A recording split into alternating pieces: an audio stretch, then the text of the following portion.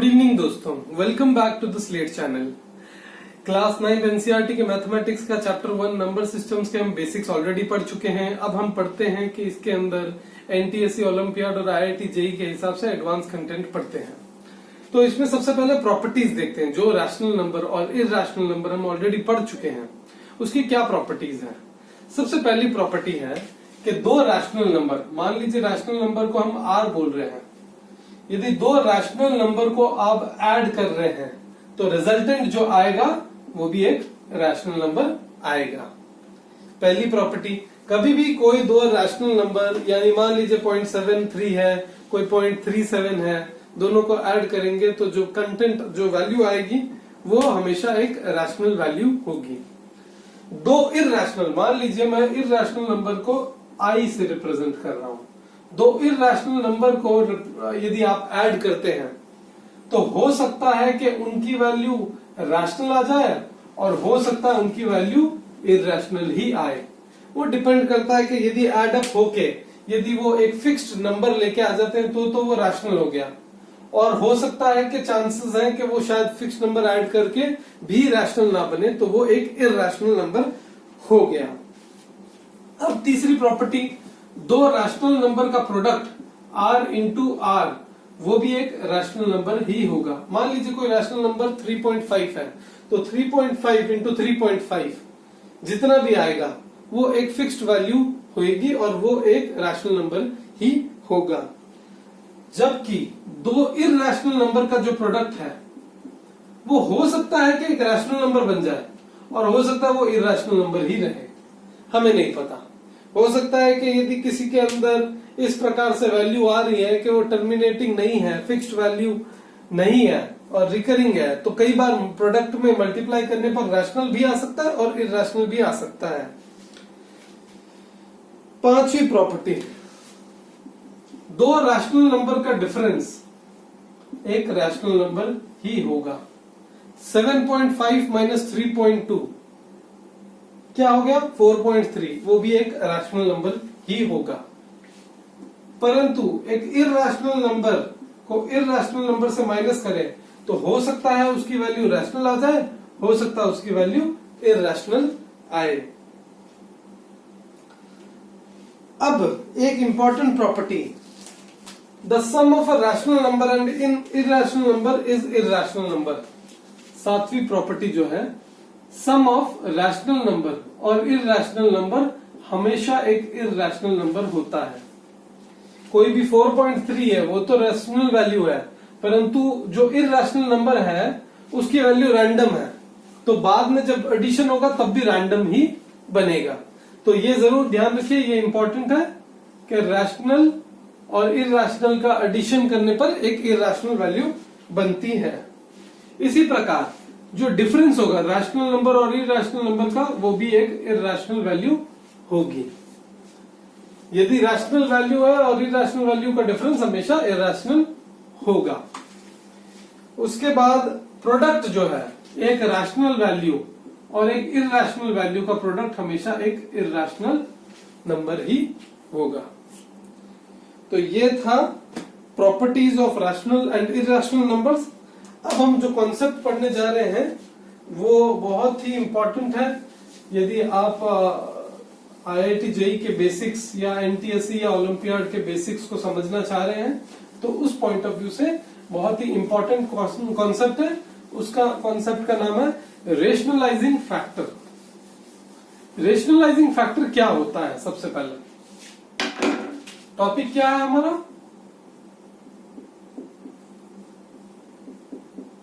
Rationalising factor, RF बोल सकते हैं हम उसको अभी के लिए।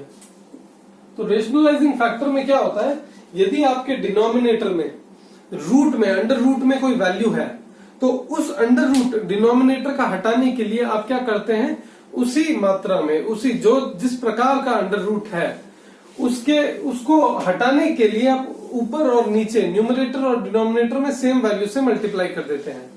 मान लीजिए कोई number a by root x है तो डिनोमिनेटर में आपका रूट एक्स है।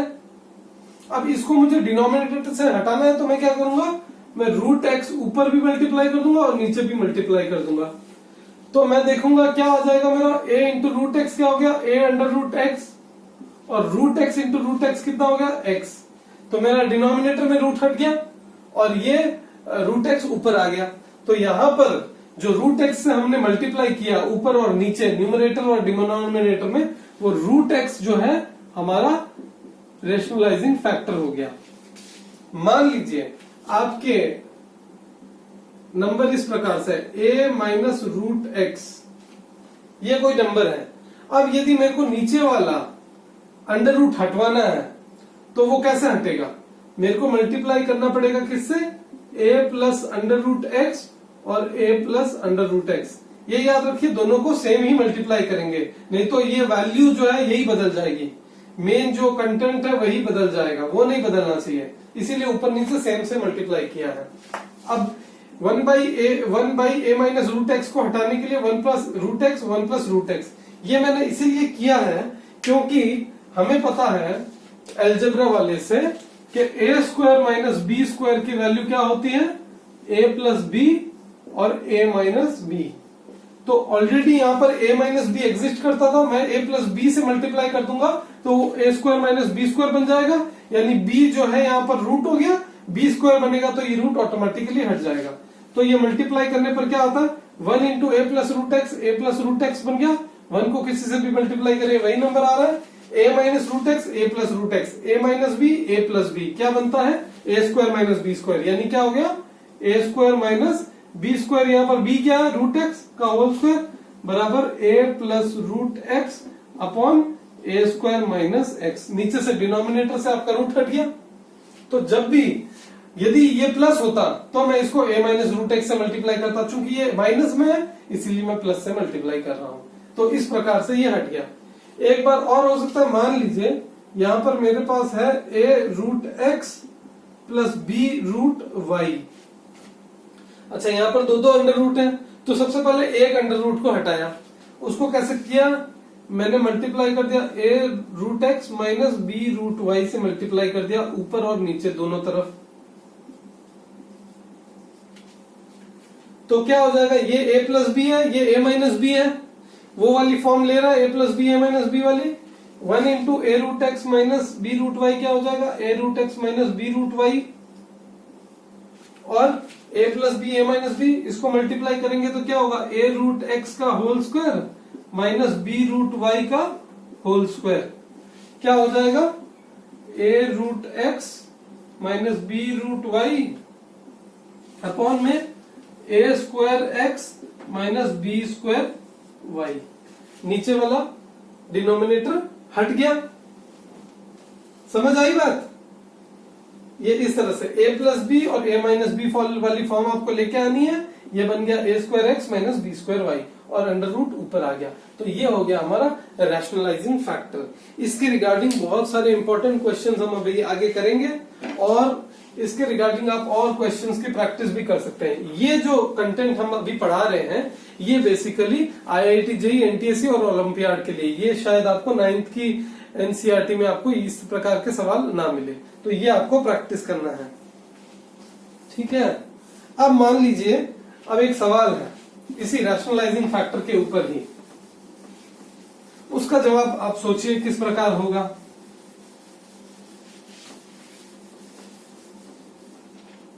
सवाल ये है कि अंडर रूट ए स्क्वायर बी क्यूब सी 4 1/5, इसका रैशनलाइजिंग फैक्टर क्या होगा, ये सवाल है। अच्छा, जब भी एक चीज समझ लीजिए, जब under root normal under root लिखा होता है इस प्रकार से, मान लीजिए एक्स वाई कुछ भी, तो इसका मतलब होता है एक्स वाई की पावर 1/2। यदि यहां पर इस प्रकार होता है एक्स वाई या 3 लिखा होता है तो इसका मतलब होता है एक्स वाई की पावर 1/3। यदि यहां पर 4 लिखा होता है तो ये हो जाएगा एक्स वाई की पावर 1/4। इसी प्रकार यहां पर 5 लिखा हुआ है, यानी इसको मैं क्या लिख सकता हूं, इसको मैं इस तरह से लिख सकता हूं ए स्क्वायर बी क्यूब सी 4 की पावर 1/5 सवाल पूछा कि इसका रेशनलाइजिंग फैक्टर क्या होगा। थोड़ा सा दिमाग लगाइए, मुझे ये 1/5 हटवाना है। ये रूट की वैल्यू जो भी है, चाहे root, under root, square root हो, चाहे क्यूब रूट हो, चाहे क्वाड्रेंट वाला रूट हो, किसी प्रकार का भी रूट हो, उस रूट को हटाना है। तो मैं चाहता हूं कि यहां पर या तो मैं इसी से मल्टीप्लाई कर दूं, प्लस का इंटू A5 से मल्टीप्लाई कर दूं तो ये कट जाएगा, परंतु फिर ऊपर नीचे दोनों तरफ मल्टीप्लाई करना पड़ेगा। या दूसरा तरीका क्या है कि मैं क्या करूं कि इसको किसी प्रकार से A5 बना दूं, B5 बना दूं और C5 बना दूं, तो क्या हो जाएगा, इनकी तीनों की पावर 5 हो जाएगी और डिवाइड बाय 5 तो ये पूरा 1 हो जाएगा। तो इसका रैशनलाइजिंग फैक्टर, इसको A5 बनाने के लिए मेरे को A³ से मल्टीप्लाई करना पड़ेगा, B5 बनाने के लिए B² से मल्टीप्लाई करना पड़ेगा और C5 बनाने के लिए C से मल्टीप्लाई करना पड़ेगा और फिर उसकी पावर 1/5। तभी तो इसको A² B³ C4 से, ये जो सवाल था इससे जब मैं मल्टीप्लाई करूंगा तब मेरे क्या हो जाएगा, ये दोनों की पावर 1/5 है। और अच्छा, इसमें भी एक बेसिक्स है, यदि किसी को ना पता हो तो मैं अभी आगे बता देता हूँ। Laws of exponent for real numbers को किस प्रकार से करेंगे। अभी के लिए समझ लीजिए, जब दो सेम नंबर को मल्टीप्लाई किया जाता है तो उनकी पावर ऐड हो जाती है, तो ये हो जाएगा A3 + 2। इसी तरह यहाँ B जो है, ये B² 1/5, B³ 1/5 से मल्टीप्लाई होता है तो B² इस तरह से ऐड हो जाएगा और C 1 + 4 ऐड हो जाएगा और दोनों की पावर चूंकि 1/5 है तो ये 1/5 ही रहेगा। ये कितना होगा, A5 B5 C5 की पावर 1/5। इसको मैं लिख सकता हूं A B C की पावर 5 की पावर 1/5, इस प्रकार से लिख सकता हूं। ये 5 यहां चला जाएगा तो ये वैल्यू आ जाएगी ABC, यानी ये रैशनलाइज हो गया और इसमें कोई भी रूट वाली वैल्यू बची नहीं। इसीलिए इसका रैशनलाइजिंग फैक्टर क्या हुआ, A² B³ C4 की पावर 1/5 का रैशनलाइजिंग फैक्टर क्या हुआ, ये वाला A³ B² C की पावर 1/5। ये आंसर हो गया रैशनलाइजिंग फैक्टर। अब ये जो हमने अभी यहाँ कैलकुलेशन की, उसी को समझाने के लिए मैं आपको अभी पढ़ाता हूं laws of exponents for real numbers. Exponent के लिए ये बहुत ही ज्यादा इंपॉर्टेंट है। IIT वगैरह के हिसाब से ध्यान में रखते हुए इसको बार बार रिवाइज कीजिए, आपको समझ आ जाएगा और फिर अलग अलग क्वेश्चंस में इसको अप्लाई कीजिए। यदि आपके पास कोई ओलंपियाड की कोई बुक नहीं है तो आप एक बुक खरीद लीजिए जिसके अंदर आपको प्रैक्टिस सवाल मिल जाएंगे, उससे आप ये जो है प्रैक्टिस कर सकते हैं। तो अभी जो हम पढ़ने वाले हैं वो क्या है, topic laws of exponents of real numbers. उसके अंदर मान लीजिए कोई नेचुरल नंबर का बेस है, फॉर एनी रैशनल, कोई रैशनल नंबर A है, रैशनल बेस A और इंटीजर वैल्यू XY है। हम लोग क्या लिख सकते हैं कि A की पावर, पहला पॉइंट क्या हो गया, पहली प्रॉपर्टी A की पावर M इंटू A की पावर N। चूंकि A बेस सेम है और आपस में मल्टीप्लाई हो रहे हैं, ये ध्यान रखिएगा, बहुत इंपॉर्टेंट है, ये समझने की बहुत ज्यादा जरूरत है। यदि बेस सेम है, पावर अलग अलग है और दोनों मल्टीप्लाई हो रहे हैं तो ये दोनों जो है इनकी पावर ऐड हो जाती है, M + N हो जाएगा।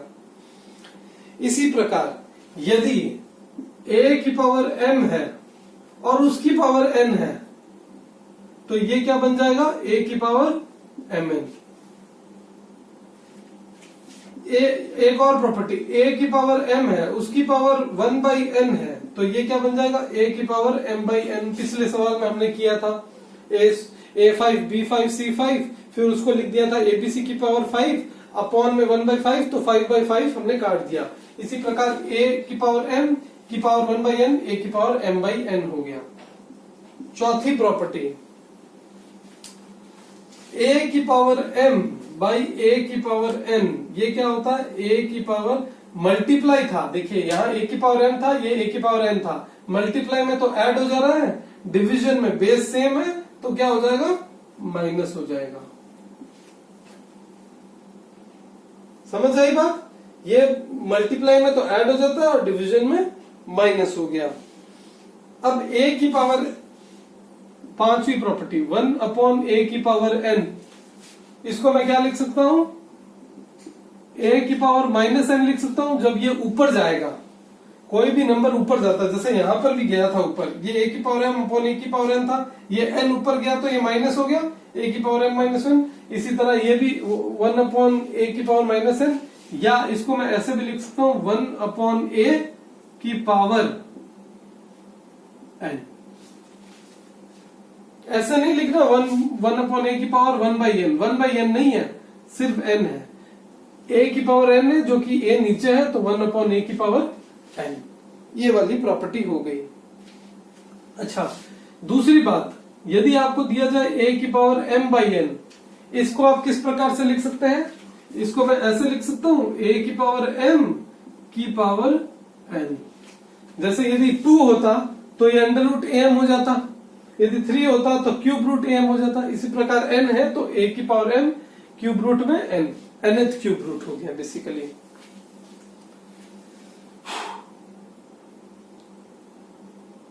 अच्छा, यहां पर जो मैंने आपको बताया a की पावर m अपॉन a की पावर n, ये m माइनस 1 n कब होगा?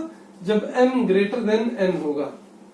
यदि इसी का ऑपोजिट हो जाए, यदि इस प्रकार हो जाए कि a की पावर m अपॉन a की पावर n दिया हुआ है, तो इसको हम क्या लिखेंगे? a की power n minus m if n is greater than m।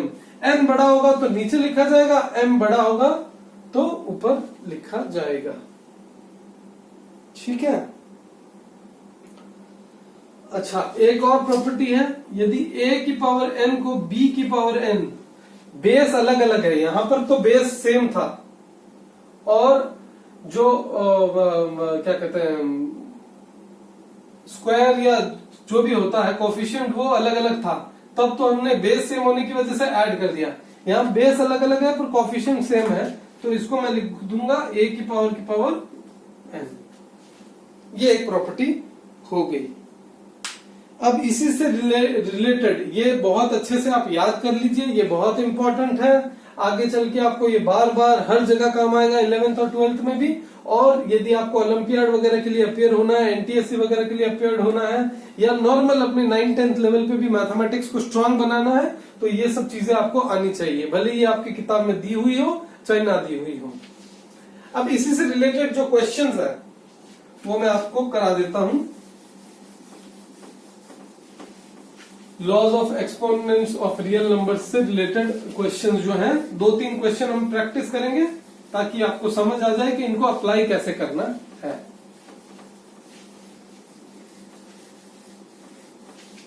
सवाल क्या है कि फाइंड द वैल्यू ऑफ, एक सवाल है फाइंड द वैल्यू ऑफ, किसकी वैल्यू फाइंड करनी है?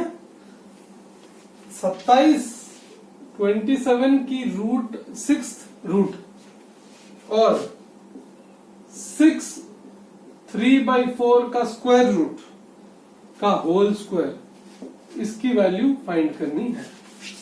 दिखने में बड़ा डिफिकल्ट लग रहा होगा पर ज्यादा डिफिकल्ट है नहीं। इसी को मैं यदि इजी फॉर्म में लिखना चाहूं तो मैं ऐसे लिख सकता हूं, 27 की पावर 1/6 पूछ रहा है मेरे से बेसिकली, 6th रूट जो है वो 1/6 हो गया, और इसको क्या है 6 3/4 को 4 इंटू 6 24 प्लस 3 27, यानी 27/4 की पावर 1/2 लिख सकता हूं। इसको मैंने स्क्वायर दिया हुआ ही है। अच्छा, इसको मैं क्या लिख सकता हूं, ये 1/6 है, ये 1/2 है, ये स्क्वायर को अंदर ला सकता हूं, मल्टीप्लाई कर सकता हूं, तो ये कितना हो गया 27 की पावर 2/6 माइनस 27/4 की पावर 2/2। इसको मैं कैसे लिख सकता हूं, 27 की पावर 1/3 माइनस 27/4, क्योंकि 2/2 कट जाएगा 1 हो जाएगा। अच्छा, 27 को मैं क्या लिख सकता हूं, 3 क्यूब लिख सकता हूं की पावर 1/3 माइनस 27/4। इसको फिर मैं आगे क्या लिख सकता हूं, 3/3 कट जाएगा तो ये रह जाएगा 3 और ये 27/4 है, 3 4 12 माइनस 27, 12 माइनस 27/4, इसको आंसर क्या हो गया -15/4, इसका आंसर हो गया। ये इसका आंसर हो गया। बड़ा सिंपल सा था, दिखने में बड़े भले ही डिफिकल्ट लगे पर था बहुत ही सिंपल। 27 की nth रूट 6th रूट निकालना था और यहाँ 6/3/4 का रूट था और पूरे का होल स्क्वायर, इसको मैंने 1/6 लिख दिया, ये 1/2 और स्क्वायर स्क्वायर अंदर लेके आ गए 2/6, ये 2/2, ये 1/3 रह गया और ये 27/4। अच्छा 3 का क्यूब का 1/3, 3 और 3 यहाँ कट जाएंगे, बचा सिर्फ 3 और 27/4, आंसर 15/4 माइनस में। अब अगला सवाल, एक और इसी प्रकार का सवाल, उसका आंसर किस प्रकार से करेंगे ये देखते हैं। सवाल क्या है? सवाल ये है कि यदि 9 की power x plus 2 is equal to 240 plus 9 की पावर x, तो x की वैल्यू फाइंड करनी है। Find x। तो इसको सवाल करने के दो तरीके हो गए। इसको मैं इस प्रकार से भी लिख सकता हूं कि ये 9 की पावर x इंटू 9 की पावर 2। मैंने बताया था जब बेस सेम होता है और मल्टीप्लीकेशन में होता है तो जो कोफिशिएंट है वो ऐड हो जाते हैं, तो इसीलिए 9 की पावर x प्लस 2 हो गया। तो इसको मैं लिख सकता हूं 9 की पावर x इंटू 9 का square is equal to 240 plus 9 की पावर x। इसको मैं इस प्रकार से भी लिख सकता हूं, 9 की पावर x को इधर लेके आ जाऊं तो 9 की पावर x यहां हो गया और 9 स्क्वायर माइनस 9 की पावर x इंटू 1 लिख सकता हूं। भाई 1 लिख दो मल्टीप्लाई में, कोई फर्क नहीं पड़ रहा, इज इक्वल टू 240। इसमें मैं यदि 9 की पावर x दोनों में कॉमन ले लूं तो क्या हुआ, 9 square minus 1 is equal to 240 is equal to 9 की पावर x, 9 का स्क्वायर 81, 81 माइनस 1 कितना हो गया 80 is equal to 240, which implies 9 की power x is equal to 80 उधर जाएगा, 240 डिवाइड बाई 83 हो गया। और इसको 9 की पावर x को मैं 3 की पावर 2x लिख सकता हूं। 3 का स्क्वायर हो गया की पावर x हो गई। इसको मैं किस प्रकार से लिख सकता हूं, 3 का स्क्वायर की पावर x बराबर 3 की पावर 1। इसको मैं ऐसे भी लिख सकता हूं, 3 की पावर 2x बराबर 3 की पावर 1। चूंकि बेस सेम है तो इनके कोफिशिएंट की वैल्यू भी सेम हो जाएगी, विच इंप्लाइज 2x बराबर 1 विच इंप्लाइज x बराबर हाफ। ये हो गया हमारा आंसर। समझ आया? ये याद रखिए, जब बेस सेम होता है और दोनों बराबर होता है यानी 3 की power 2x is equal to 3 की पावर 1 तो यानी 2x इज इक्वल टू 1 हो गया। इसी प्रकार x इज इक्वल टू 1/2। ये था हमारा सवाल और ये उसका जवाब। अच्छा एक लास्ट सवाल और कर लेते हैं वीडियो एंड करने से पहले। इसी प्रकार के सवाल जो है IIT जेई में, जेई एडवांस में, जेई मेंस में और एनटीएससी में, ओलंपियाड में पूछे जाते हैं, एनडीए में पूछे जाते हैं, सेम इसी प्रकार के सवाल। और ये यदि आपने करना सीख लिया तो आराम से IIT क्रैक कर जाएंगे। अब मान लीजिए एक सवाल है a की पावर हाफ प्लस a की पावर हाफ अपॉन में 1 minus a plus 1 minus a की power half upon 1 plus root a। पहली बात तो ये समझिए कि ये 1 की पावर a की पावर 1/2 जो बेसिकली रूट a है, ये तो समझ आ रहा है, ये भी रूट a है यानी basically root a plus root a 2 root a हो गया। मैं डायरेक्टली लिख दूं इसको 2 रूट a, ये रूट a था, ये रूट a, दोनों को जोड़ दिया 2 root a upon 1 minus a plus ये भी रूट a ही है, इसको 1 minus root a 1 plus root a। ये रेशनलाइजिंग फैक्टर वाला आपको याद आ गया, ये 1 प्लस रूट a है। इसका रूट हटाने के लिए ये बेसिकली a प्लस b वाली शक्ल में, तो इसको ऊपर नीचे में a माइनस b से मल्टीप्लाई कर दूंगा यानी 1 माइनस रूट a से ऊपर नीचे मल्टीप्लाई कर दिया सबसे पहले तो ये क्या बन गया 2 root a upon 1 minus a plus 1 minus root a का whole square, a plus b, a minus b क्या हो गया a square minus b square, 1 minus a आ गया। अच्छा 1 माइनस ए यानी कॉमन हो गया, यानी दोनों को एलसीएम जो है 1 माइनस ए हो गया, दोनों को जोड़ सकते हैं। तो मैं लिख देता हूं 2√a plus a minus b का होल स्क्वायर क्या होता है, a square plus b square minus 2ab। a square यानी 1 का स्क्वायर 1, b स्क्वायर यानी √a का स्क्वायर यानी a, और माइनस 2√a माइनस 2ab के हिसाब से अपॉन में 1 माइनस a, ये प्लस का 2√a ये माइनस का 2√a दोनों कट जाएगा, कितना बचा 1 plus a upon 1 minus a, ये आंसर हो गया। इसी प्रकार के सवाल आते हैं। तो दोस्तों इसमें आप और ज्यादा से ज्यादा प्रैक्टिस कीजिए। आप अपने लिए एक एमटीजी या कोई भी और ओलंपियाड वाली बुक लेके आइए फिलहाल के लिए, और उनसे इस प्रकार के आपको सवाल मिल जाएंगे, उनको प्रैक्टिस कीजिए, तभी आपकी मैथमेटिक्स और स्ट्रांग हो पाएगी। अभी हम आपको क्लास लेवल पे एक्सरसाइज 1.1, 1.2, 1.3 एनसीईआरटी चैप्टर 1 का ऑलरेडी कंप्लीट करवा चुके हैं। ये थोड़ा सा एडवांस मटेरियल हो गया। अगले वीडियो में हम पूरा जो है आपका कंप्लीट करवा देंगे नंबर सिस्टम वाला चैप्टर। ठीक है, थैंक यू।